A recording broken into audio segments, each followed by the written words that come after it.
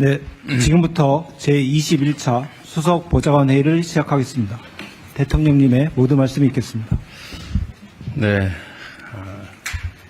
요즘은 하루하루가 새로울 만큼 여러 일들이 많이 벌어지는 것 같습니다. 저도 사실은 밤에 잠이 잘 안 오는 편인데 해야 될 일은 산더미처럼 많고 또 할 수 있는 역량은 또 제한적이어서 언제나 마음이 좀 조급하기도 합니다. 뭐 인생이라고 하는 것도 짧고 제한되어 있긴 하지만 우리가 일할 수 있는 시간도 매우 제한적이어서 있는 시간이나마 정말 최선을 다해야 될 것 같습니다. 하루를 이틀처럼 쓰면 더 많은 걸 할 수가 있겠죠. 그러려면은 속도가 중요한 것 같아요. 국가의 일, 소위 국정이라고 하는 거는 어떤 입법을 통해서 제도를 만들고 이제 그 속에서 집행을 하는 이제 행정을 하게 되는데, 어쨌든 입법과 행정 과정, 입법과 집행 과정에서 좀 속도를 좀 더 확보해 주면 좋겠어요. 지금 생각하면 벌써 7개월이 휘딱 지났는데, 뭐 객관적인 평가로는 뭐 한 일이 꽤 있어 보이긴 합니다만 제가 가지고 있는 기준으로는 정말로 많이 부족해요. 해야 될 일이 너무 많은데 너무 속도가 늦어서 뭐 나름의 이유가 있겠지만 저로서는 참 답답하기 이럴 데 없을 때가 많습니다. 하여튼 우리 집행부서 또 국회 협력 요청이든 집행 지휘든 철저하게 또 신속하게 해주시길 다시 한번 당부드립니다. 국정이라고 하는 건 또 결국은 멋진 이상, 가치, 뭐 이념을 또는 지향을 실천하는 측면도 있지만 또 한 가지는 결국 국민들의 삶을 개선하는 것 아닌가 싶습니다. 세상이 좋아져야지, 등 따시고 배불러야지, 뭐 일단 배고프고 헐벗고 굶주리면 힘들지 않습니까? 그래서 좀 실효적인 정책들을 해야 되는데, 보통 생각하면 뭐 아주 획기적인 뭐 어떤 거 없을까 이런 고민들을 많이 하죠. 뭐 그런 게 있을 수도 있죠. 그러나 쉽지가 않죠. 통상적으로는 그런 획기적이고 좋은 일이 있으면 우리가 하도록 놔뒀겠어요. 누가 다 했겠지. 그럼 도대체 뭘 하냐. 뭐 열심히 연구하고 검토하고 하기는 하되 지금 당장 할 수 있는 일들을 최대한 찾아서 빨리 많이 하는 것입니다. 저는 뭐 시장 도지사 할 때도 그런 생각을 했는데, 작은 일을 많이 빨리 하는 게 중요하다 그런 생각을 해요. 그래서 제가 여러분한테도 한번 그런 조언을 했는데, 일이 많이 쌓여 있으면 큰일이라고 하는 걸 붙잡고 끙끙 앓고 시간 보내지 말고 뭐 그건 그대로 고민하되 자꾸 쉬운 일부터 신속하게 해치워라 라는 얘기를 제가 취임 초기에 했었던 것 같습니다. 마치 이제 이게 흩어진 콩알 줍는 거 비슷해서 누가 빨리 하느냐, 누가 더 충직하게 열성적으로 하느냐에 따라서 성과가 또 결론이 달라지는 거지. 뭔가 엄청나고 멋있는 거, 획기적인 거 이런 것 너무 집착하다 보면 실제 할 수 있는 일을 못하는 경우도 있는 것 같아요. 그래서 실효적으로 할 수 있는 일부터 빨리 하자. 티끌모아 태산이라는 생각으로 또 우공이산의 자세로 해야 될 일들 속도감 있게 해나가면 좋겠습니다. 오늘은 아마도 국민 체감 정책이라는 걸 준비한 것 같아요. 뭐 내용에 보면 개인형 이동수단 안전대책, 청년자산 형성 지원, 통신비 부담 경감, 뭐 이런 것들을 많이 준비했는데 잘 준비한 것 같습니다. 참고로 하나 얘기를 하면 제가 이번 대선 말고 그 이전 대선에 아마 작고 쉽게 할 수 있는 일, 소확행, 작지만 확실히 할 수 있는 그때 그걸 뭐 수십 개를 했는데 그것도 한번 참고해 주시면 좋을 것 같아요. 그 중에 실행 가능한 거 웬만하면 실행 가능한 걸 했는데 필요한 것들을 했는데 그것도 한번 참고해 주시면 좋겠습니다. 하여튼 일상 속에서 이 작은 부분이라도 개선할 수 있는 성과들을 꾸준하게 또 속도감 있게 시행해서 쌓아가면 좋겠어요. 근데 결국은 그 작은 것들이 모여서 큰 변화를 만들어냅니다. 국민 삶의 대전환이라고 우리가 얘기하지만 그게 어느 날 갑자기 뭔가 획기적인 기발한 정책을 통해 되는 것은 아니다. 부지런해야 된다. 제가 그 말씀 한번 드렸습니다. 제가 공직 인사에서도 그런 얘기를 많이 했는데 일단은 물론 방향이 중요하죠. 이렇게 어느 쪽으로 할 거냐. 그 다음에 중요한 거는 성실함이에요. 예를 들면 뭐 기술, 기능 이거는 역시 중요하긴 하지만 세 번째다. 충직함. 그게 중요하죠. 충직하지 않고 기술만 뛰어난 사람들이 보통 나쁜 짓을 많이 합니다. 그런 면에서 충직하게 성실하게 맡은 역할들을 잘 해주시고 또 이런 사안들도 잘 발굴해 주시길 바랍니다. 그리고 그 과정에서 언제나 중요한 것은 이제 수요자들의 시각입니다. 우리는 이제 물론 이제 소위 여기서 말하는 어공들은 좀 다른데 이제 늘공인 분도 꽤 많죠. 직업 공무원. 근데 오랫동안 공직을 하다 보면 시각이 고정이 됩니다. 그러니까 이게 역지사지가 잘 안 돼요. 말로는 하는데도 안 돼요. 왜 그러냐면 한쪽에 서 있는 자리가 그래서 그렇습니다. 저쪽 입장 카메라맨 쪽에서 저를 보는 각도나 상황하고 제가 이렇게 보는 각도 완전히 다르거든요.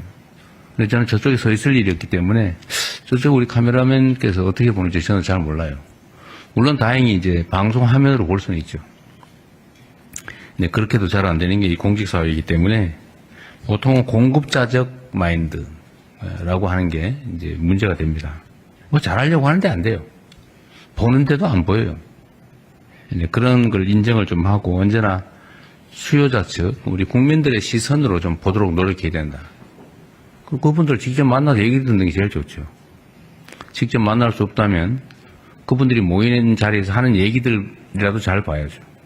하다못해 영 안 되면 커뮤니티 댓글이라도 읽어봐야죠.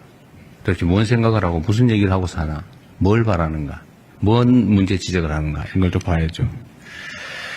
그래서 국민들의 시선, 시각을 중시했으면 좋겠다.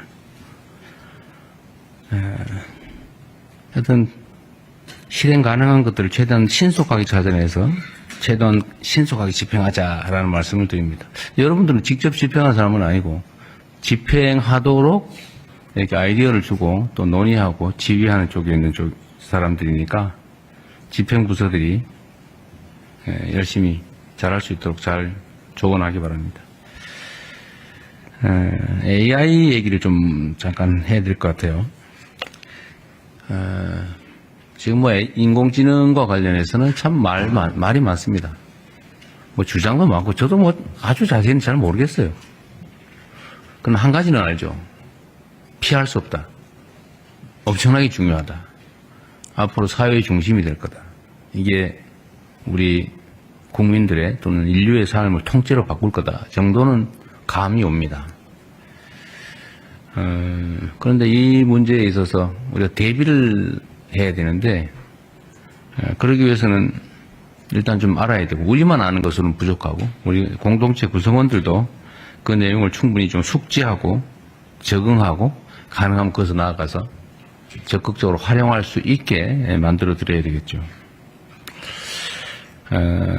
두 가지 측면이 있을 겁니다. 이게 이제 주는 효율적 측면, 좋은 면, 유용한 측면도 있는 반면에 또 위험한 측면도 있죠. 위험한 측면은 뭐 악용되는 사례도 있겠지만 또는 이게 지나치게 한쪽으로 집중이 돼서 우리 사회의 양극화를 극단적으로 만들 가능성이 매우 높지요. 그러면 그에 대한 대비책도 필요할 거다. 제가 성남시장 때부터 한 십몇 년 됐죠 벌써. 그때부터 우리 사회의 미래에는 생산 수단의 소유나 아니면 생산 능력이 양극화되면서 엄청난 사회적 문제가 될 거고, 그러려면 거기에 대응하는 사회 시스템을 언젠가는 반드시 준비해야 된다. 소위 기본 사회를 준비해야 된다. 근데 그 얘기했다가 사회주의자 빨갱이 과격한 이런 얘기 많이 들었는데, 지금 상태에서 아마 저의 문제 제기에 대해서 아마 동의하시는 분들이 많아진 것 같아요. 어딘가 제가 공론조사 같은 걸 한 걸 봤는데, 어떤 이 극단적 양극화, 인공지능 사회, 여기에 대비하기 위해서는 기본 사회 정책이 필요하다라는 점에 대한 동의 정도가 상당히 높아진 것 같습니다. 또 제가 이걸 하자니까 오늘 제가 말하기 진짜 무서워지고 있는데 점점 왜곡하지 않고 좀 제대로 제 말씀을 받아들여 주시면 좋겠어요. 그러니까 우리는 민주주의 사회에 살기 때문에 이제 토론을 많이 해야 됩니다. 왜냐하면 입장이 다르기 때문에 토론을 논쟁을 해야 되거든요. 논쟁을 통해서 차이를 줄이고 오해를 없애고 최대한 입장을 가까이 만들어 봐야죠. 근데 이 토론하고 시비를 구별을 못하는 사람도 있어요. 소위 시비 건다 그러죠. 시비. 근데 시비를 거는 거와 시비를 하는 거, 싸움을 하는 거하고 토론을 하는 거에 결정적 차이가 있습니다. 그거는 이제 물론 기본적인 자세의 차이이기도 하죠. 마인드의 차이. 그러나 기술적으로 보면 상대가 무슨 말을 하는지 객관적으로 인정하는 겁니다. 이렇게 A라고 말했구나. 나는 B의 의견을 가지고 있다. B의 의견을 낼 수도 있죠. 반대할 수 있죠. 그런데 그렇게 안 하고 이 사람이 A 의견을 가지고 나는 A 다시 의견 같은 걸 가지고 있는데 비슷한 거 같으면 혹시 문제가 될까 싶어서 상대가 C 주장을 한다고 우긴 다음에 이 C 주장은 잘못됐어 라고 하는 경우예요. 이건 시비 거는 거거든요. 상대의 주장을 왜곡 조작하는 거예요. 이러면 토론이 안 됩니다. 이러면 싸움만 나죠. 이건 민주주의를 해치는 거다. 그 말씀을 하나 좀 드립니다. 우리가 정말 토론을 많이 해야 돼요. 급변하는 사회이기 때문에 뭔가를 조정을 하고 바꿔나가야 되는데 이 토론을 하지 않으면 결국은 누군가가 결정하고 누군가는 고통을 겪고 저항하고 이러면 사회가 너무 갈등이 격화됩니다. 너무 힘들어요. 있는 사실 그대로 인정하고 있는 토대 위에서 자기 입장을 견제하면서 조정해 나가야죠. 그래야 이게 변화의 고통이 줄어듭니다. 사회 갈등 비용도 줄어들죠. 좀 그렇게 했으면 좋겠어요. 시비 걸 겁나 이렇게 보고 오로지 무조건 반대하기 위해서 없는 것도 지어내가지고 상대 주장을 왜곡해서 공격하고 이러지 않았으면 좋겠어요. 그러면 사회 발전이 안 됩니다. 점점 퇴보하죠. 기본 사회에 관한 얘기도 좀 진지하게 하면 좋겠어요. 너무 정치적으로 접근하지 말고. 생산력이 그 소수에게 집중되고 그 생산력이 너무 크기 때문에 한번 생각해 보십시오. 지금 생산 로봇 때문에 이제 생산 로봇을 현장에 못 들어오게 하겠다고 이제 어느 노동조합이 이제 그 선언을 한 것 같아요. 물론 진짜는 아니고 아마도 투쟁 전략의 일부겠죠. 투쟁 전략 전술의 일부일 겁니다. 그런데 과거에 우리가 이제 전기 기관 그다음에 기계가 도입됐을 때 그 기계 파괴 운동이라고 사람들이 일자리를 뺀다고 기계 부수자 이런 운동이 있었잖아요. 근데 그 흘러오는 거대한 수레를 피할 수 없습니다. 결국 그 사회에 빨리 적응해야죠. 기술을 익히고 그걸 전기기관 기계를 통제하는, 조정하는, 또는 만들어내는, 수리하는, 이런 기능이 또 필요하잖아요. 거기에 적응을 빨리빨리 해야 됩니다. 우리도 인공지능 로봇들이 이제 스스로 판단하면서 데이터를 분석해가면서 현장에서 24시간 먹지도 않고 불빛도 없는 깜깜한 공장 속에서 지치지 않고 일하는 그런 세상이 곧 오게 돼 있어요. 피할 수 없어요. 그러면 그 생산 수단을 가진 쪽이 엄청난 부를 축적할 텐데, 대다수의 사람들은 일자리를 찾기가 어렵겠죠. 일자리가 있겠지만, 정말 기계 인공지능이 할 수 없는 아주 고도의 노동 일자리? 아니면 그 인공지능 로봇이 하지 않는 더 싼 노동? 뭐 이렇게 일자리가 양극화될 거라고 예측하지 않습니까? 생각보다 빨리 오고 있어요. 그럼 거기에 우리가 대응해야 됩니다. 정치, 준비해야죠. 지금 뭐 당장 그렇게 하자는 건 아니고 조금씩이라도 준비해야 됩니다. 어차피 올 세상이면 우리가 미리 준비하고 대비해 놔야죠. 조금씩이라도 적응도 해 나가야 됩니다. 뭐 그런 문제에 대한 고민들도 좀 많이 했으면 좋겠어요. 아마 우리 기억에 이런 게 있을 거예요. 한때 저도 그걸 봤는데 온 동네에 주산학원이 쫙 늘려있을 때가 있었습니다. 주산학원. 뭐 온 동네에 뭐 창문까지 그런 소리 들죠. 1원이요, 2원이요, 뭐 이런 막 이렇게 막. 그리고 막 앉아가지고 막 주산 상상을 하면서 막 숫자 8248 더하기 2548 곱하기 2는 얼마 뭐 이런 거 했잖아. 그죠? 근데 그게 어느 순간에 전자계산기로 다 대체돼 버린 거예요. 그리고 학원이 싹 사라져 버렸더라고, 어느 순간에. 몇 년 사이에. 그리고 온 동네에 컴퓨터 학원이 쫙 들어왔어요. 전부 다 컴퓨터 학원 가가지고 막. 근데 그것도 어느 순간 다 사라졌어요. PC방으로 다 바꿔버려요. 놀이터로 다 바뀌어버렸어요. 이제 이렇게 세상이 급변하는데 저는 인공지능도 비슷하다고 봐요. 우리 모든 국민이 이걸 사용하지 않을 수 없습니다. 최대한 빨리 인정하고, 빨리 학습하고, 또 정부는 학습할 기회를 부여하고, 이걸 도구로 많은 사람들이 생산에 참여할 수 있는 기회를 만들어야죠. 그 우리가 해야 될 현재 가장 중요한 일이다. 생각을 좀 바꾸는 준비를 해야 됩니다. 그래서 이건 절대 안 돼. 이건 있을 수 없는 일이야. 말도 하지 마. 말하면 빨갱이. 이렇게 하면 오늘 적응이 안 됩니다. 안타깝게도 그런 것도 있죠. 저는 뭐 얘기하면 좀 어떨지 모르겠는데 주식시장 주가가 지금 정상화되는 과정이라고 보거든요. 세상 사람이 다 알고 있었어요. 한국만 그렇잖아요. 똑같은 주식인데 한국 오면은 한 40~50% 할인된단 말이에요. 근데 우리나라에 상장 안 하고 미국 가서 하고 아니 유럽 가서 상장하잖아요. 이유는 한국이기 때문에. 왜 한국이 뭐 때문에? 그거 제거하면 정상으로 갈 거 아니에요. 지금 정상으로 가는 중이잖아요.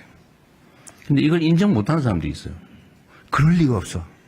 그러면 안 돼. 이 정치적으로 판단을 해가지고 반대 방향으로 가다 망하는 사람도 있잖아요. 그거 방치하면 안 되죠. 이게 이제 이 경제와 정치는 분리해야 되는데 사회 문제에 대한 대응도 정치와는 분리가 좀 돼야 되는데 거기다 모두 정치적 요소를 투입해가지고 해석하고 주장하고 억지 쓰고 그러다 거기에 일부는 넘어가가지고 엄청난 피해를 입게 만들고 사회 발전도 해치고 이러면 되겠습니까? 특히 이런 것도 있어요. 이게 가끔씩 우리가 이제 어려움을 겪는 경우가 있는데 외부로부터 막 부당한 공격을 당하면 최소한 그럴 때는 우리가 바깥을 향해서 함께 목소리를 내고 같이 싸워줘야지. 아, 잘 됐다. 저놈은 이제 얻어맞네. 잘 때리고 있어. 이러면 되겠어요? 그거 누구 좋으라고? 그러지 않았으면 좋겠습니다. 이게, 그래서 대개 선진국이라고 불리는 나라들은 외교 안보 문제에 관한 하는 입장이 크게 다르지 않아요. 그런 걸 정쟁 또는 정략의 수단으로 쓰지 않는다. 이런 얘기입니다. 왜냐하면 모두에게 피해가 오니까. 옛날에 그 얘기 있었잖아요. 우주인이 쳐들어오면 우리 모두 함께 싸워야지. 우리 내부에서 싸우더라도 우주인 쳐들어올 때 같이 힘을 합쳐야 되는 거 아니야. 그런 얘기도 있었는데 이 외교 안보 문제에 대해서도 이 어려운 국제 상황 속에서는 정말 힘을 좀 모아줘야 됩니다. 왜 싸워요? 정말 이 힘든 국제사회 속에 파고라고 하는 것을 힘을 합쳐서 함께 넘어가면 좋겠습니다. 네, 이상입니다. 언론인 여러분의 협조를 부탁드립니다. 감사합니다. 공인회를 하겠습니다. 국회대학 경례.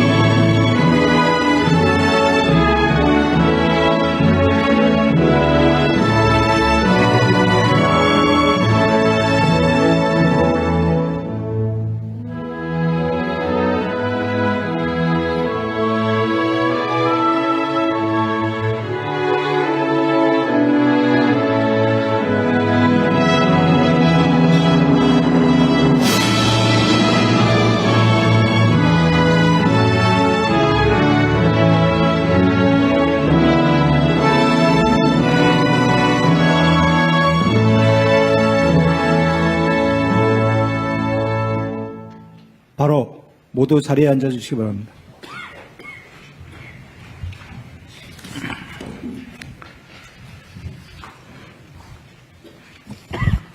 네, 지금부터 제21차 수석 보좌관 회의를 시작하겠습니다.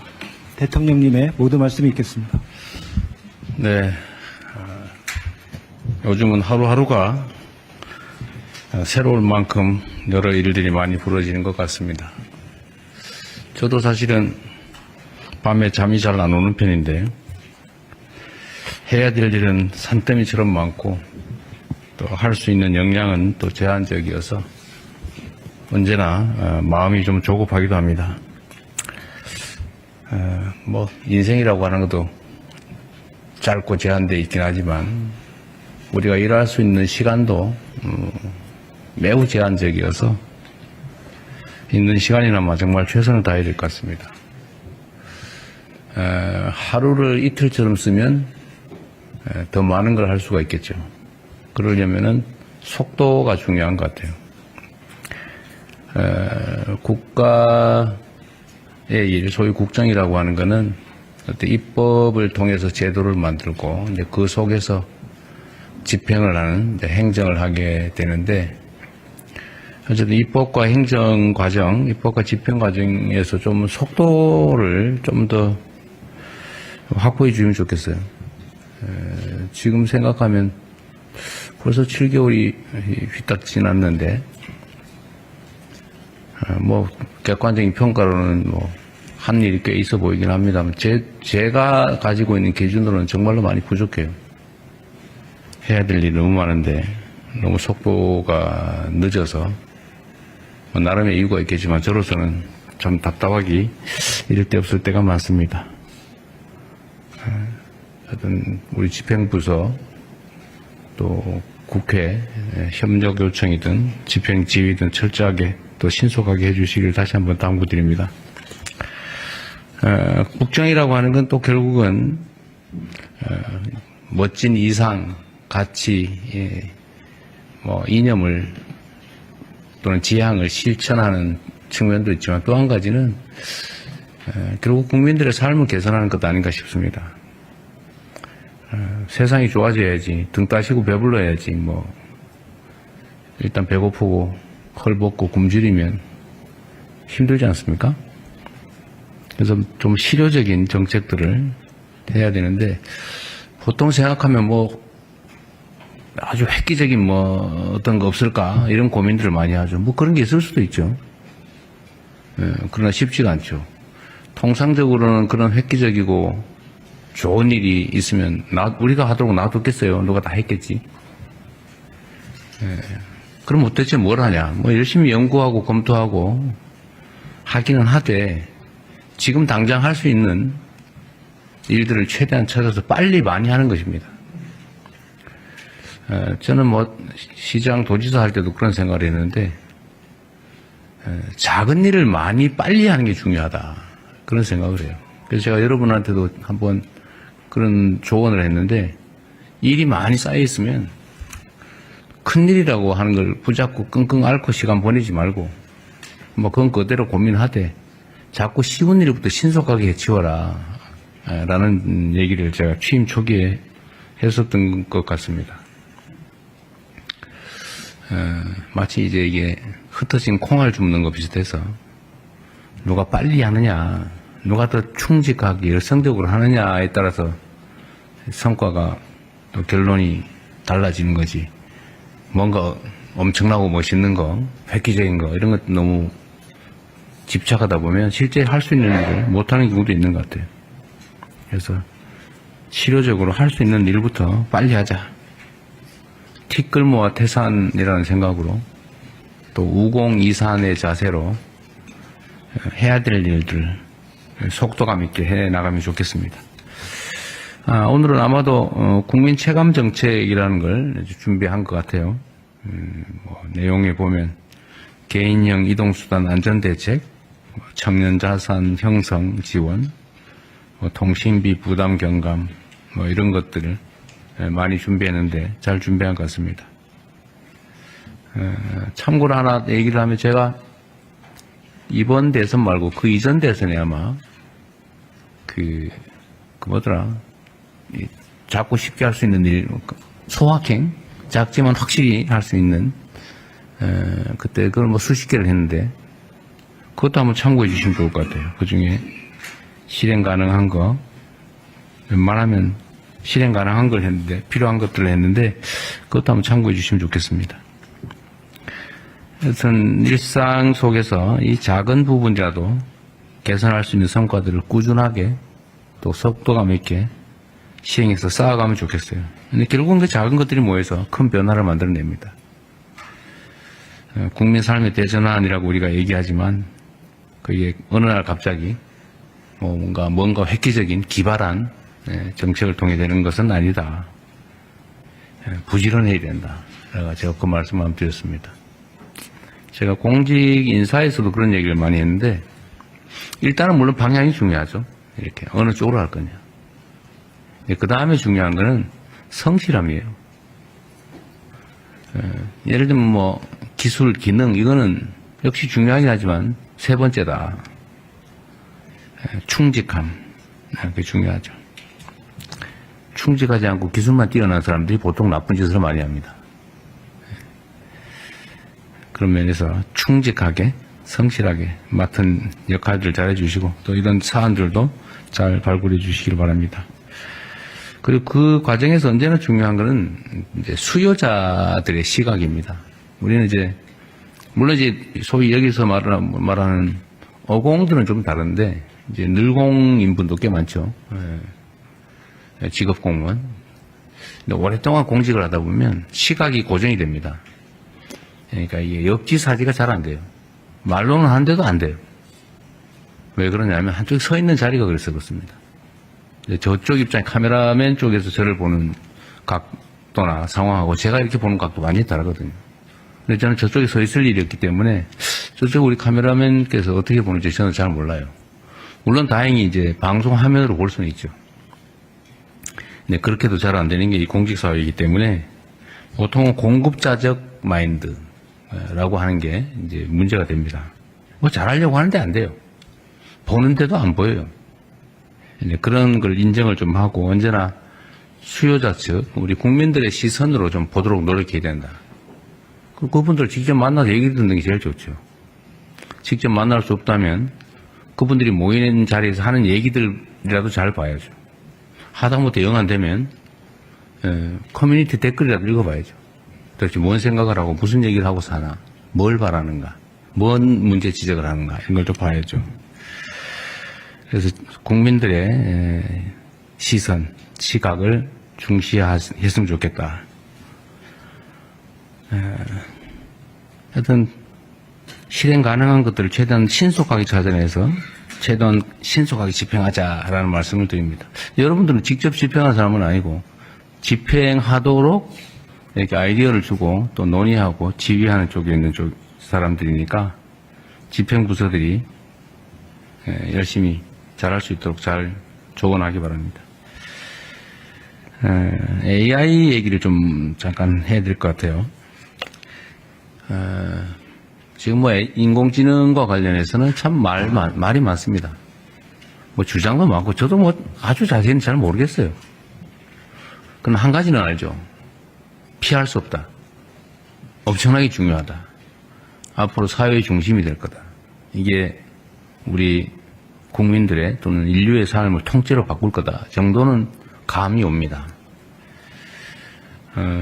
그런데 이 문제에 있어서 우리가 대비를 해야 되는데 그러기 위해서는 일단 좀 알아야 되고 우리만 아는 것으로는 부족하고 우리 공동체 구성원들도 그 내용을 충분히 좀 숙지하고 적응하고 가능하면 거기서 나아가서 적극적으로 활용할 수 있게 만들어 드려야 되겠죠.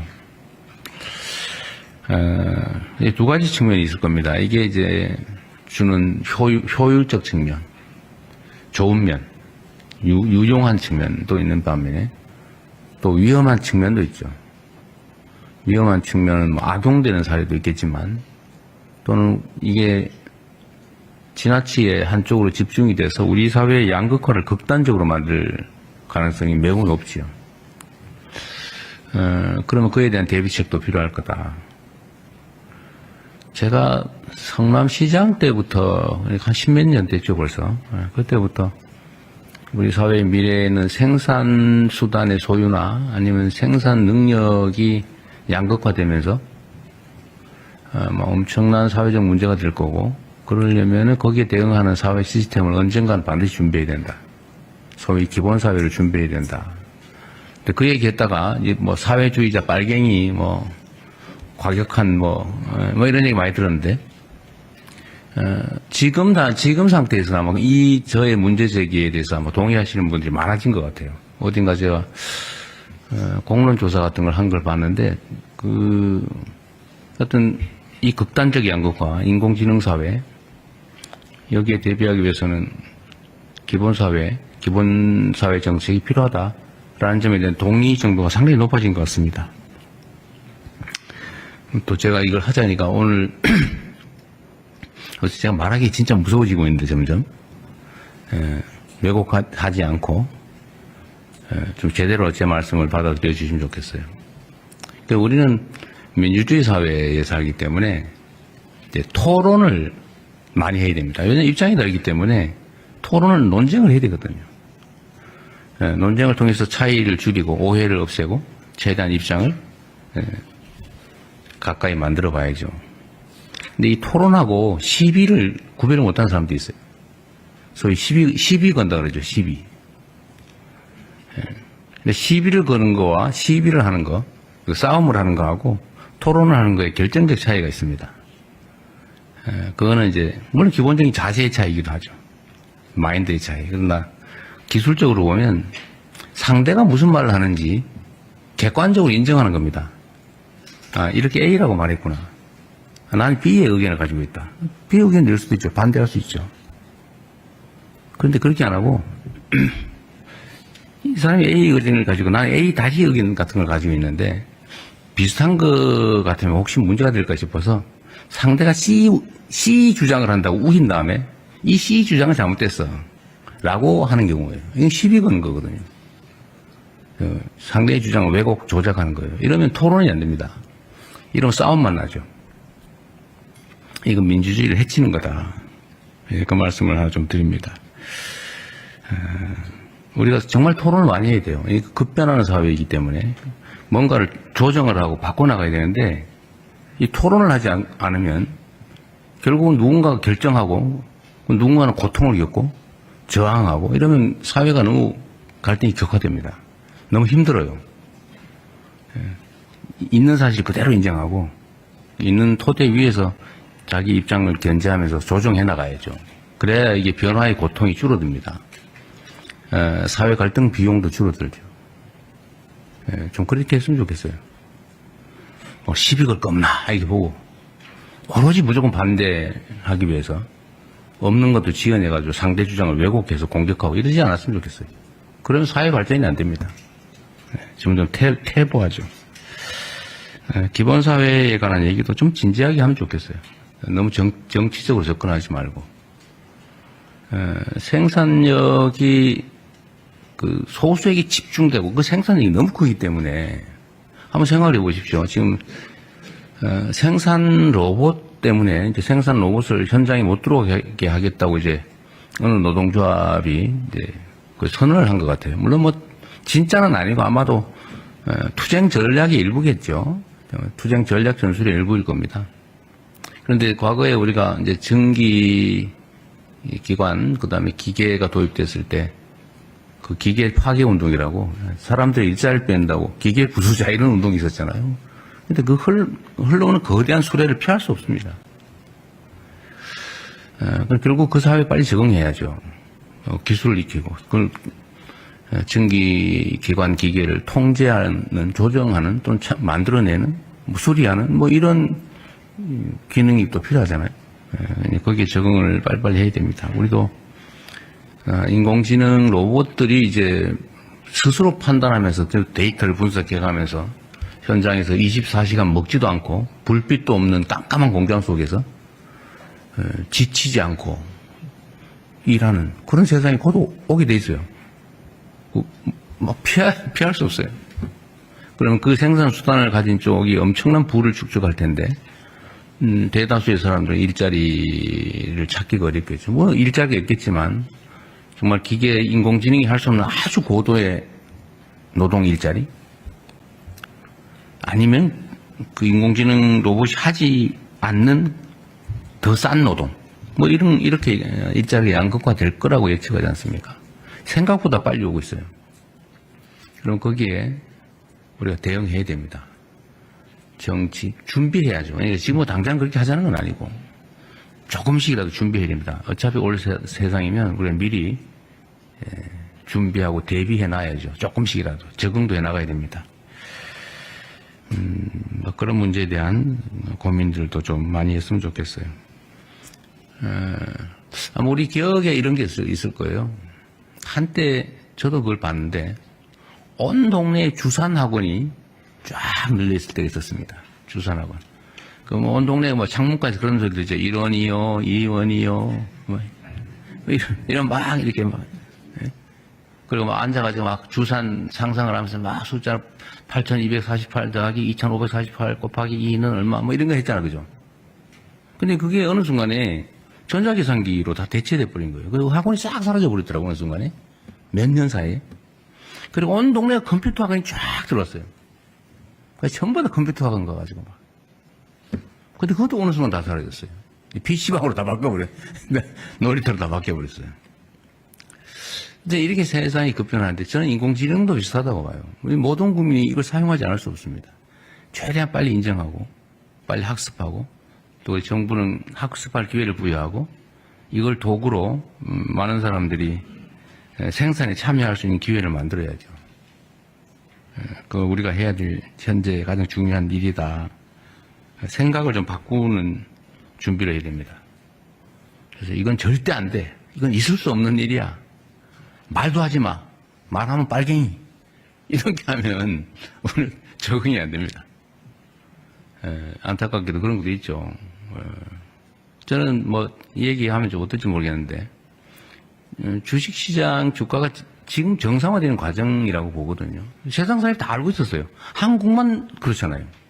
똑같은 주식인데 한국 오면은 한 40~50% 할인된단 말이에요. 근데 우리나라에 상장 안 하고 미국 가서 하고, 아니 유럽 가서 상장하잖아요. 이유는 한국이기 때문에. 왜 한국이 뭐 때문에? 그거 제거하면 정상으로 갈 거 아니에요. 지금 정상으로 가는 중이잖아요.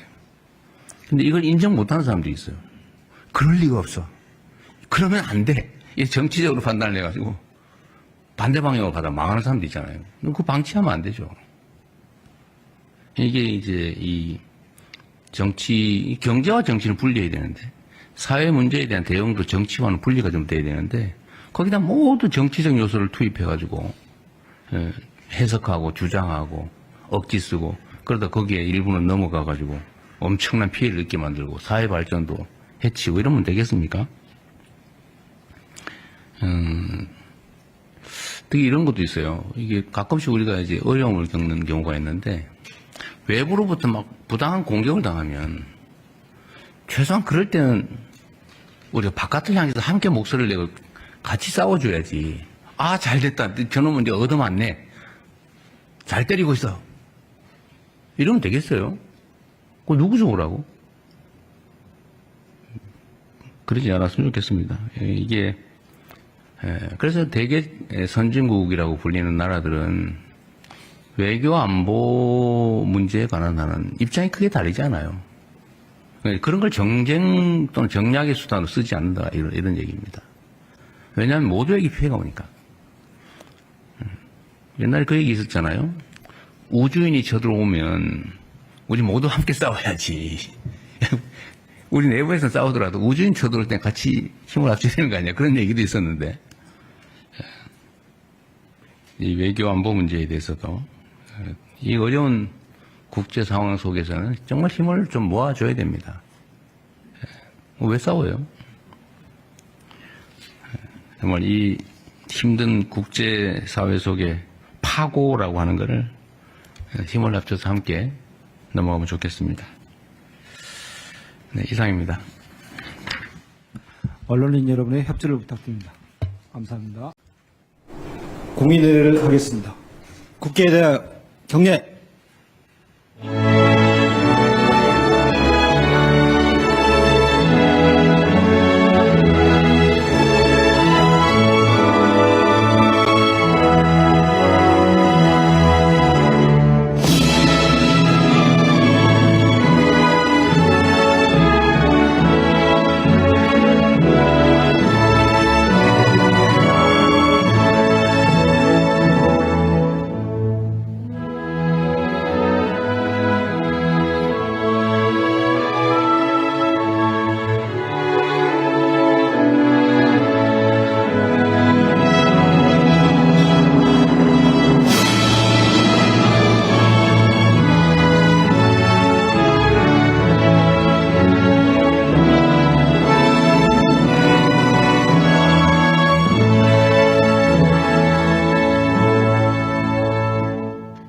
바로 모두 자리에 앉아주시기 바랍니다.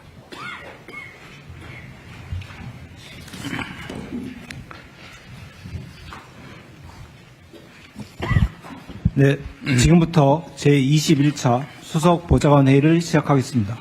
대통령님의 모든 말씀이 있겠습니다. 네.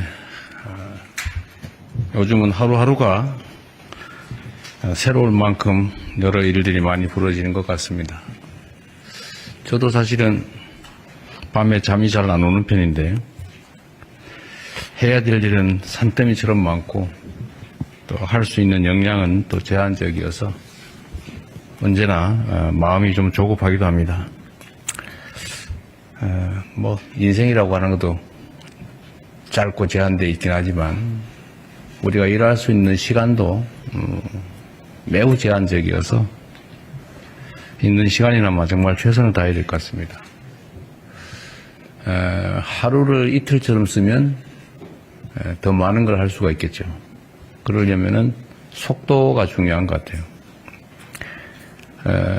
국가의 일, 소위 국정이라고 하는 것은 어떤 입법을 통해서 제도를 만들고 이제 그 속에서 집행을 하는 이제 행정을 하게 되는데 어쨌든 입법과 행정 과정, 입법과 집행 과정에서 좀 속도를 좀 더 확보해 주면 좋겠어요. 지금 생각하면 벌써 7개월이 휘딱 지났는데 뭐 객관적인 평가로는 뭐 한 일이 꽤 있어 보이긴 합니다만 제가 가지고 있는 기준으로는 정말로 많이 부족해요. 해야 될 일이 너무 많은데 너무 속도가 늦어서 뭐 나름의 이유가 있겠지만 저로서는